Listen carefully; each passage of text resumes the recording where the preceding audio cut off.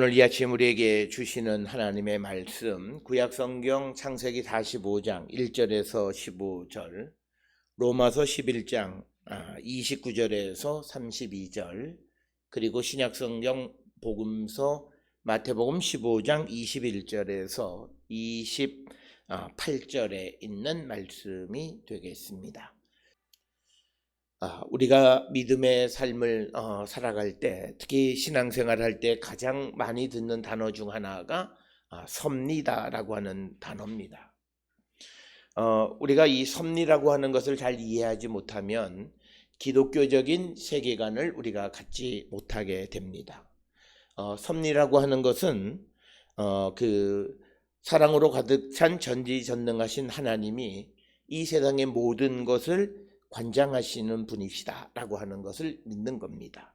이 말은 하나님이 세계 인류를 구원하기 위해서 인간을 대신해서 세상을 정연하게 다스리시는 분이시다 라고 하는 것이 바로 기독교에서 얘기하는 섭리고, 이 세상의 모든 일들은 이 하나님의 섭리 가운데에서 이루어지고 있다, 이렇게 설명을 합니다. 그래서 특별히 누군가에게 어려운 일이 생겼을 때에 대부분은 이 섭리로 설명하고 위로합니다. 즉, 하나님께서 세상을 구원하시기 위한 원대한 계획 가운데에서 모든 것을 주관하시기 때문에 때로는 그 안에서 누군가가 실패하고 아프고 슬프고 고통 혹은 좌절의 역사를 겪게 되는 것 역시도 하나님이 세상을 주관하시는 한 방법이다라고 하는 것. 그렇기 때문에 우리가 고난을 당한다 해서 하나님이 나를 버리셨다라고 하는 그런 생각을 해서는 안 된다라고 하는 것입니다. 그래서 우리가 예수를 믿는다라고 하는 것은 바로 이런 섭리적인 관점에서 세상을 바라보는 것을 의미합니다. 그런데 이 섭리는 때로는 그 세상에서 많은 비난을 받기도 합니다. 특히 민족주의자들이나 또는 개인주의자들에 의해서 많은 공격을 받는 것 역시도 또한 이 섭리 때문이고 섭리를 이해하지 못해서입니다. 우리는 어저께 광복 75주년을 지나면서 우리가 75년이 지났음에도 아직도 우리나라의 역사를 바라보는 시각이 정립되지 않았기 때문에 정권에 따라서 어떨 때는 어느 쪽이 우세하고 어떨 때는 저쪽이 우세하는 그런 시대를 우리가 살고 있는데, 과연 우리가 그래서 누구를 미워하고 또 누구를 증오하는 그런 삶에서 우리가 벗어날 수 있는 대안이 무엇일까를 말할 때 우리는 흔히 이 섭리를 이야기합니다.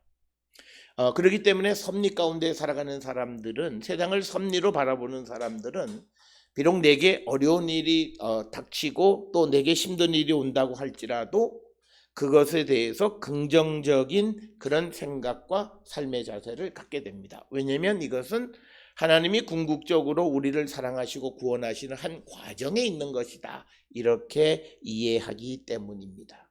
그래서 우리가 기독교인들이 이 섭리의 개념으로 잘못 말을 했다가 친일파로 몰리는 일들을 우리가 종종 우리가 겪게 되고, 얼마 전에 어떤 국무총리 후보자도 역사에 대해서 이 관점에서, 성경적 관점에서 설명했다가 민족주의자들의 비난을 견디지 못하고 그 자리에서 낙망한 것을 우리는 잘 알고 있습니다. 성경에 있는 여러 말씀들, 특히 우리는 성경을 이 섭리의 관점에서 모든 것을 이해해야 합니다. 그래서 하나님의 섭리와 예정과 계획 속에서 모든 것이 이루어진다. 그래서 우리가 흔히 말할 때 우리가 살아가는 세상의 모든 일에 우연은 없다라고 하는 것은 바로 하나님이 우리가 알지 못하는 시대에 이 일을 준비하셨고 그 일이 이루어지게 하셔서 때로는 그것이 좋은 일일 수도 있고 어려운 일일 수도 있고, 그래서 우리에게 어떤 일이 벌어질 때 그 일을 행하는 사람을 미워하지 않게 된다는 거예요.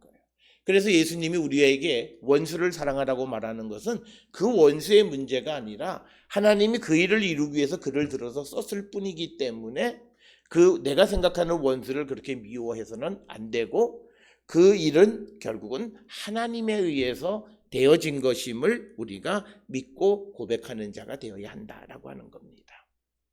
오늘 우리가 함께 읽은 창세기 45장 1절로부터 15절에 있는 말씀은 바로 하나님의 섭리를 가장 잘 설명해 주는 성경의 이야기입니다. 우리가 지난 몇 주 동안의 창세기 말씀들을 보면서 이제 아버지의 큰 사랑을 받고 있는 요셉을 형들이 시기해서 그 형들이 동생을 애굽 사람들에게 팔아버린 거예요. 그래서 팔아서 그 동생이 애굽에서 잘못됐으면 다행인데 그 동생이 결국은 애굽 땅에서 정말 우리로 얘기하면 총리 대신에까지 이르게 되어졌는데, 시간이 흘러서 형들이 사는 가나안 땅에 가뭄이 들어서 곡식을 사기 위해서 그 동생 앞에 섰는데 동생이 자기 신분을 형들에게 드러내는 겁니다. 그래서 이 1절에 보면 그 형제들에게 자기를 알리니 그때에 그와 함께한 다른 사람이 없더라. 그래서 이 형들에게 요셉이 내가 바로 요셉이요라고 말했을 때 형들은 깜짝 놀랄 수밖에 없고, 그때 형들이 생각했던 건 이제 우리는 죽었다는 거죠. 왜? 자기가 비록 20여 년 전에 행했던 일들을 알고 있기 때문에. 우리가 죽이려고 했고 팔아버려서 잘못되어야 되는 이 동생이 버젓이 살아가지고 지금 식량을 사러 온 나라의 총리 대신이 되어 있는 이 상황에 직면했을 때 이 형들은 그 동생 앞에서 벌벌 떨 수밖에 없다라고 하는 겁니다. 그래서 오늘 주시는 이 본문의 말씀에서 보면 이런 그 형들의 모습을 잘 아는 그 동생이 5절에 말합니다.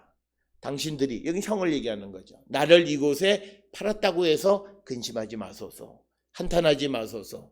하나님이 생명을 구원하시려고 나를 당신들보다 먼저 보내셨나이다. 바로 이겁니다. 형들이 나를 팔기는 했지만 그러나 나를 판 거는 하나님의 계획 속에서 하나님이 나중에 우리 민족을 구원하기 위해서 나를 팔아버리신 거다. 그러니까 형들이 나를 팔았다고 해서 두려워하지 말라라고 하는 겁니다. 바로 이것이 섭리입니다. 우리로 이야기하면 나를 팔아서 나를 죽이려고 했던 원수를 우리가 흔히 말하는 외나무 다리에서 만나서 내가 그를 죽일 수 있는 권리 그리고 힘, 모든 것을 가지고 있는 상황 속에서 우리 같으면 그는 일단 죽이고 볼 거예요. 원수를 갖고 볼 거예요. 그런데 그 원수를 어떻게 포용하느냐?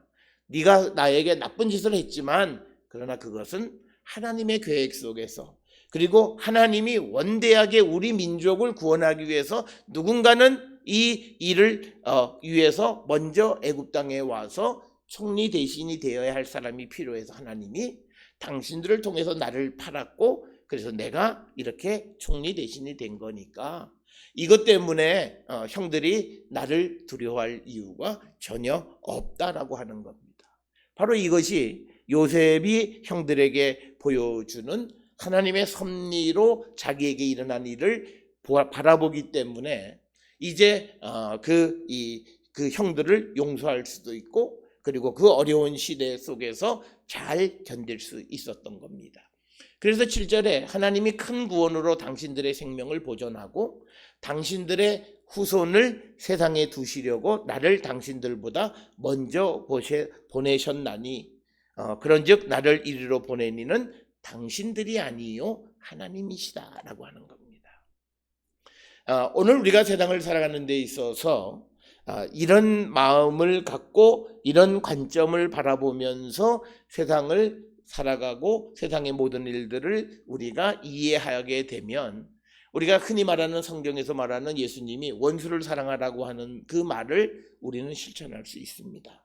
오늘 주시는 본문 말씀처럼 8절처럼 나를 이리로 보낸 너희들, 내가 너를 원수 갖고 해야 말겠다라고 하는 생각이 아니라 나를 이곳에 보낸 것은 형님 당신들이 아니라 하나님이십니다.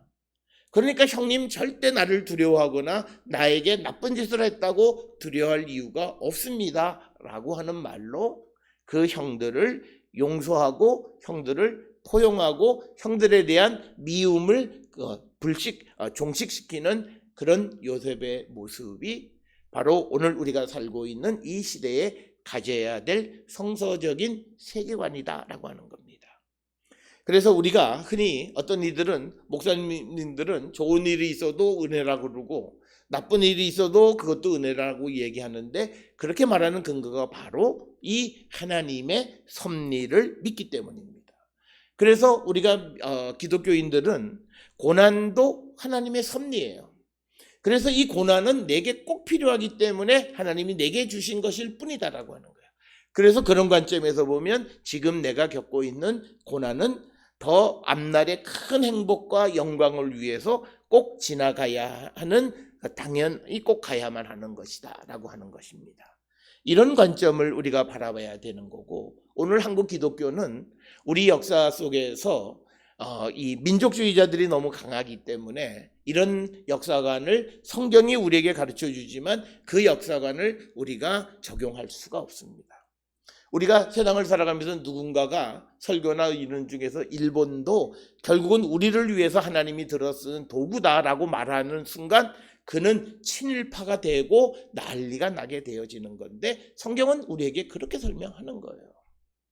그래서 우리가 고난을 당했지만 그러나 그 일을 이루시고 모든 것을 주관하신 것은 하나님입니다. 그래서 그렇게 되어야만 일본을 무너뜨리는 게 하나님이 되시는 거예요.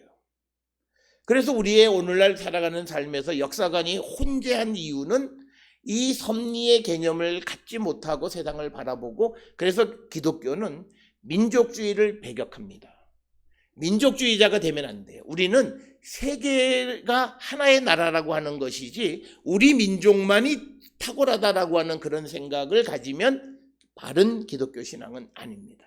그래서 우리가 태극기 집회니 여러 가지 보수 단체들의 그런 집회들의 잘못된 것이 뭐냐면, 우리는 보수와 진보 모든 것을 아우르는 그런 나라를 만드는 것이지, 이 세상이, 그래서 오늘 우리가 교동문에서도 보면 하나님은 나라들의 사상을 폐하신다라고 하는 거예요.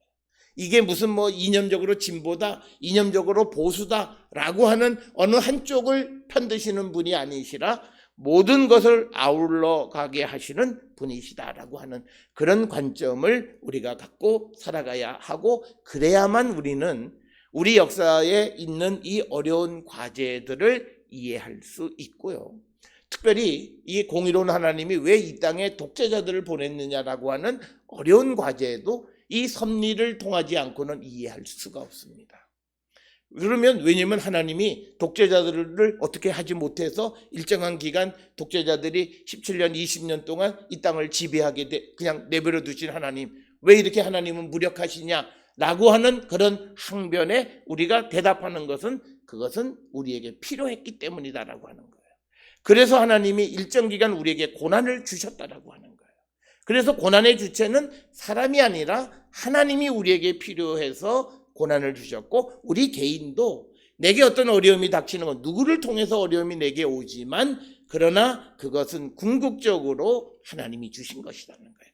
그래서 오늘 주시는 본문의 45장 8절에서 형들이 나를 이리로 팔아버린 게 사실이지만, 그러나 요셉이 형들에게 나를 이리로 보낸 것은 당신들이 아니라 하나님이십니다 라고 하는 거예요. 바로 이것이 섭리의 관점에서 세상을, 그리고 자기에게 일어나는 일을 바라보는 것이다 라고 하는 겁니다. 이런 섭리의 관점을 가지면 장점이 있습니다. 첫째는 우리가 현실을 이길 수 있는 힘을 얻게 됩니다. 우리가 어려움을 당하는 사람들이 가장 어려운 것이 뭐냐면, 신앙생활을 열심히 하다 어려운 일을 당하면 바로 생각하는 것이, 하나님이 나를 버리셨나? 하나님이 나를 사랑하지 않으시는가? 내 신앙이 뭐가 잘못되지는 않았나? 라를 생각하는 거예요. 그런데 우리가 섭리적 관점에서는 그게 아니라 하나님이 이 일을 우리에게 주셔서 우리가 더 나은 미래를 살아가게 하시는 것이다 라고 하는 희망을 우리에게 주는 것이 섭리고, 그래서 섭리의 관점을 가지게 되면 우리는 스스로 고난을 이기는 힘을 얻게 된다라고 하는 겁니다. 그래서 똑같은 어려움을 겪어도 어떤 이들은 오뚜기처럼 잘 일어서는 사람들의 마음속에 이 고난 속에 하나님이 계시다라고 하는 말을 하는 것이 바로 그거예요. 이 고난, 비록 내가 잘못하고 내가 어려운 무엇을 좀 실수하기는 했지만, 그러나 이것을 통해서 내게 하나님의 말씀 메시지를 주시기 위한 하나님의 섭리다라고 할 때 우리는 이 고난을 능히 이길 수 있고, 요셉도 이런 생각을 가졌기 때문에 그가 애굽에 팔려가서 그 어려운 기간을 잘 이길 수 있었습니다. 우리가 성경을 보면 요셉은 애굽에 팔려가서 보디발 집에 이 집을 관장하는 사람이 됐는데, 또 그 부인으로 인해서 모함을 얻고 옥에 갇히게 됩니다. 근데 옥에 갇히게 되는 것이 참 인생이 참 우리가 흔한 말로 팔자 드세다, 어떻게 저렇게 운이 없을까라고 했는데, 그게 결국은 애굽의 유명한 관리와 만나게 하는 접점이 됐고, 그래서 그가 바로의 꿈을 해몽해 줌으로써 이 애굽의 총리 대신이 되는 계기가 됐다라고 하는 거예요. 그래서 이처럼 고난은 하나님의 계획 속에서 되어지는 것이다. 그래서 오늘 우리가 세상을 살고 있는 이 시점에 우리가 겪고 있는 크고 작은 여러 가지 어려움도, 이것은 내가 비록 잘못하긴 했지만 그러나 이 일을 통해서 하나님이 역사하시는 하나님의 섭리 가운데 있다라고 하는 그 확신을 가질 때 우리는 모든 어려움을 이길 수 있다라고 하는 것이고, 두 번째, 이런 섭리의 생각을 가질 때 요셉이 형들을 원망하지 않고 미워하지 않습니다. 오늘날 우리가 세상을 살아갈 때 있어서 오늘 주시는 본문의 말씀 8절이 굉장히 중요한 단어가 되는 것이 뭐냐면, 나를 이리로 보낸 이는 당신들이 아니요 하나님이시다. 그러니까 요셉은 형들을 미워할 리가 없습니다. 형들을 원망할 이유가 없습니다. 왜? 형들이 한 게 아니라 하나님이 하신 것이니 형들이라고 어떻게 할 수 있겠느냐라고 하는 그 생각 때문에, 그래서 우리가 원망과 미움을 극복하는 것은 섭리의 관점에서 모든 것을 볼 수 있어야 한다라고 하는 겁니다. 오늘 우리가 살고 있는 이 시대에 우리는 예수께서 우리에게 말씀하신 너희는 사랑하라, 원수를 위해서 기도하라, 원수를 저주하지 말라라는 말씀을 할 때 많은 이들은 어떻게 그럴 수 있느냐라고 이야기하는데, 그것은 섭리적 관점에서 모든 일을 바라보지 못하기 때문에 되어지는 것이다. 그래서 우리는 섭리 안에서 모든 일을 우리에게 또는 우리나라에 이 세상에 이루어지는 모든 것을 바라보는 자가 되어야 한다. 특별히 오늘 우리가 살고 있는 이 시대에 코로나19가 우리의 삶을 여러 가지로 어렵게 하고 힘들게 하고 고통으로 몰아넣는 건 사실이지만, 그러나 우리가 이 섭리 안에서 하나님은 이것을 통해서 우리에게 뭔가 주시는 것이 있다라고 하는 희망을 가지고 이 어려움을 이겨간다라고 하는 겁니다. 그리고 우리가 알기에 별로 아닌 것 같은 이것을 우리가 극복하기 위해서 애쓰면서 우리가 미래에 알지 못하는 또 다른 어떤 어려움으로부터 우리를 지켜갈 수 있는 힘을 우리가 길러갈 수 있는 기회를 우리에게 주시는 것이다 라고 하는 그런 관점에서 모든 일들을 바라보는 자가 되어야 한다라고 하는 거고요. 이런 섭리를 가지면 자기 자신의 존재감을 회복합니다. 하나님이 나를 통해서 역사하신다는 거예요. 하나님이 이 세상을 구원하는 일에 나를 통해서 나를 도구로 쓰셔서 하나님이 모든 일을 이루신다라고 하는 자기의 자존감이 회복되어지게 된다라고 하는 겁니다.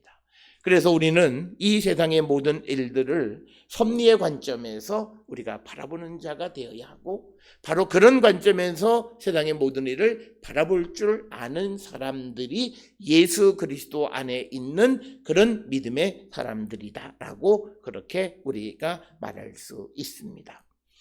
오늘 우리가 함께 읽은 마태복음 15장 21절에서 28절에 있는 말씀은 예수님께서 두로와 시돈 지방으로 가셔서 한 이방 여인을 만나는 이야기를 기록하고 있습니다. 그런데 우리가 유대인들에게 있어서 이방 사람이라고 하는 것은요, 같이 앉아서 밥도 먹지 않아요. 말도 섞으면 안 돼요. 같은 공간에 있지도 않습니다. 우리로 얘기하면 우리가 흔히 말하는 원수보다도 훨씬 더 못한 관계가 유대인들이 생각하는 이방인이에요. 그런데 하나님은 이 이방인에 대한 구원도 계획하고 계시다라고 하는 거예요. 그러면 이건 무엇과 같으냐면 하나님이 내 원수도 구원하신다는 거예요. 우리가 이 생각을 하면 우리가 그 신앙의 눈으로 모든 것을 바라보지 않으면 약이 올라요. 아니 저렇게 사람을 괴롭히고 어렵게 하고 힘들게 하는 저 원수도 나를 괴롭게 하는 저자도 하나님이 구원하신단 말이냐? 뭐 하나님이 그래 라고 우리가 생각할 터인데 하나님은 그런 원수도 구원하시는 분이시다라고 하는 거예요. 이것이 하나님이 가지고 계시는 세상을 향한 구원의 섭리다라고 하는 거예요. 쉽게 얘기하면 오늘날 기독교가 더더욱이나 세상으로부터 욕을 먹는 것이 한국 기독교가 2000년대에 들어서면서 일본 그냥 우리가 미워만 하는 그런 민족이 아니라 그들도 구원해야 되겠다. 그래서 한국 기독교가 과거에는 별로 관심을 갖지 않았던 일본 복음화에 굉장히 힘을 쏟았습니다. 그래서 일본 사람들의 구원을 위해서 기도하고 교회를 세우고 선교사들을 파송하고 지금도 많은 사람들이 활동하고 있어요. 그런데 하나님은 우리뿐만 아니라 일본도 구원하신다라고 하는 거예요. 그랬을 때 우리는 팔짝 뛰어요. 그리고 오늘 우리가 살고 있는 이 시대의 또 하나 가장 큰 문제는 우리가 5.17 군사 쿠데타 사건이나 광주 사태나 이런 민주화 운동들에 관계되어졌을 때 그 독재자가 교회를 와서 교회를 다닌다. 그러면 이 또 그걸 견디지 못해 하는 거예요. 그런데 하나님은 그 독재자가 진정으로 회개하고 주께로 오면 그를 받으시는 분이 하나님이시다라고 하는 거예요. 그 섭리, 하나님의 계획, 이것을 우리가 믿고 따라갈 수 있는, 즉 그것을 순종할 줄 아는 자가 되어야 한다라고 하는 거예요. 그래서 오늘 주시는 본문 15장 21절에 보면 예수께서 두로와 시돈 지방으로 들어가셨다는 거예요. 그러니까 오늘 주시는 21절로 28절에 있는 말씀을 우리가 가만히 읽어보면 예수님께서 좀 이율배반적이에요. 21절에는 두로와 시돈, 이 두로와 시돈은 이방 땅으로 가셨다라고 하는 뜻이에요. 그런데 예수께서 24절에 나는 이스라엘 집에 잃어버린 양 외에는 다른 데로 보내심을 받지 아니하였노라 이렇게 말씀해요. 아니 그러면 예수님이 이스라엘 사람들에게 구원만을 주시려고 한다면 왜 이방 땅은 왜 가셨냐고 라고 하는 이 이야기 속에서의 논리를 우리가 질문을 할 수 있어요. 그런데 이 예수께서 그런 말씀을 하셨지만 그러나 예수님의 계획 속에는 이방인에 대한 구원의 계획을 가지고 계셨다라고 하는 거예요. 우리가 그것을 이해하지 못하면 하나님 이방 사람은 무조건 저주하고 그들은 무조건 죽여야 되고 라고 하는 그런 생각을 갖게 되는 거고, 특별히 우리가 이념의 틀에 갇혀 있으면 북한은 하나님이 불바다를 만들고 물바다를 만들어서 다 쓸어버려야 되는 그런 생각을 우리가 갖게 되는 것은 복음적인 것은 아니다라고 하는 겁니다. 그래서 오늘 주시는 본문에서 오늘 주시는 이야기는 유대인과 이방인의 문제지만 이것은 오늘 살아가는 우리들에게 있어서는 나와 나의 원수와의 관계예요. 그 원수를 구원하시는 예수님, 그 원수를 만나서 그 예수님이 오늘 주시는 본문의 말씀 27절 28절에서 예수님께서 그 여인에게 내 믿음이 크다 이렇게 얘기해요. 그러니까 나의 원수를 만나서 예수님이 야 누구보다 믿음이 네가 더 크구나 그를 인정해 주시는 모습이 오늘 주시는 15장 21절에서 28절의 말씀입니다. 이것은 예수님께서 이 땅에 오셔서 갈릴리에서 기적도 행하고 병자도 고치시고 그래서 그 예수님의 복음을 전했지만 유대인들이 그 복음을 받아들이지 않습니다. 그래서 예수님이 그래서 이방인들을 구원하기 위해서 그 이방인들 구원의 일을 하시는데 그 이유는 예수님이 또는 이방인을 구원하시면 유대인들이 시기하게 하기 위해서 시기하고 그래서 예수를 믿게 하기 위한 것이다라는 거예요. 그래서 이방인을 구원하시고 이방인들에게 구원을 선포하는 것은 궁극적으로 예수께서 유대인 즉 모든 사람의 구원을 위해서 때로는 어떤 사람은 불순종하게도 하고 순종하게도 만드시는 분이시다라고 하는 것이고 그것을 우리에게 잘 보여주는 말씀이 오늘 우리가 읽은 로마서 11장 29절에서 32절이에요. 그래서 30절에 보면 너희가 전에는 하나님께 순종하지 아니하더니 이스라엘이 순종하지 아니함으로 이제 긍휼을 입었는 자. 그러니까 여기서 전에 하나님을 순종하지 않았던 것은 이방인이에요. 그런데 이방인들이 이스라엘 사람 유대인들이 순종하지 않아서 지금 이방인들이 긍휼을 입었다. 하나님의 구원을 받게 됐다라고 하는 겁니다. 그래서 이와 같이 사람들이 순종하지 아니하니 이는 왜 순종하지 않게 하시는가? 너희에게 베푸시는 긍휼로 이제 그들도 긍휼을 얻게 하려 합니다. 그래서 누가 믿지 않는 것은 그 믿지 않는 사람을 통해서 다른 사람을 구원하고 다른 사람이 구원받은 것을 보고 그가 시기에서 다시 하나님을 잘 믿게 하기 위해서 하나님께서는 때로는 불순종하는 것도 허락하셨다라고 하는 것이 오늘 우리가 읽은 로마서 11장 29절에서 32절의 말씀이 되겠습니다. 따라서 오늘 우리가 주시는 이 말씀들의 핵심은 이 세상의 모든 것은 하나님의 섭리 가운데에서 진행되어지고 때로는 우리의 눈으로 이해가 되지 않고 또 우리가 봤을 때는 도무지 이해되지 않는 일들이 벌어지는 것은 하나님께서 이 땅에 정말 주님이 원하시는 사랑을 정착시키기 위한 하나님의 계획과 섭리다라고 하는 것을 우리는 꼭 기억하셔야 합니다. 우리는 서두에서도 말씀드렸듯이 광복 75주년이 지났음에도 우리는 친일 공산주의자에 대한 이 처리 문제로 우리는 골머리를 앓고 또 진영 논리로 나뉘어져 있습니다. 그래서 이것을 해결할 수 있는 가장 좋은 포용의 정신은 바로 하나님의 섭리 가운데에서 모든 것을 바라보고 이해할 때 우리는 그 이해할 수 없었던 반대 진영에 있는 사람들을 우리가 포용할 수 있는 것, 즉 이방인들을 구원하는 것을 통해서 유대인을 구원하고자 하는 하나님의 그 섭리와 포용의 정신으로 우리가 겪고 있는 그런 문제들을 바라보는 자들이 되어야 합니다.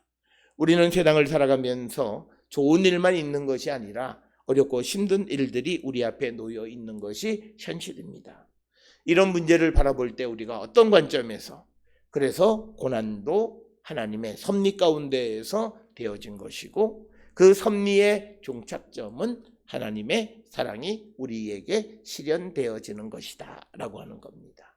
따라서 우리는 하나님께서 세상 전체를 구원하시기 원하는 그 원대한 계획 속에서 때로는 갈등을 주시기도 하고 분쟁을 주시기도 하고 아픔을 주시기도 하지만 그러나 그것은 과정으로서 하나님의 섭리 가운데 이루어진 것이다 라고 하는 그것을 우리가 꼭 기억을 하셔서 우리의 삶에서 일어나는 모든 일들, 그것이 어떤 동으로 일어난다 할지라도 이것을 하나님의 관점에서 바라보고 섭리적 관점에서 바라보고 고난 속에 계시는 주님을 발견하고 주를 찬양하는 그런 성도들이 될 때 우리는 모든 고난과 갈등과 분쟁을 극복할 수 있는 지혜로운 자들이 될 수 있음을 오늘 우리에게 가르쳐 줍니다. 오늘 우리가 살고 있는 이 시대에 여러 가지로 나뉘어져 있고 갈등하고 포용하지 못하는 것을 이 섭리의 관점에서 바라보면서 우리가 용서하고 포용하는 요셉과 같은 마음을 갖는 우리 모든 성도들이 될 수 있기를 주의 이름으로 축원합니다.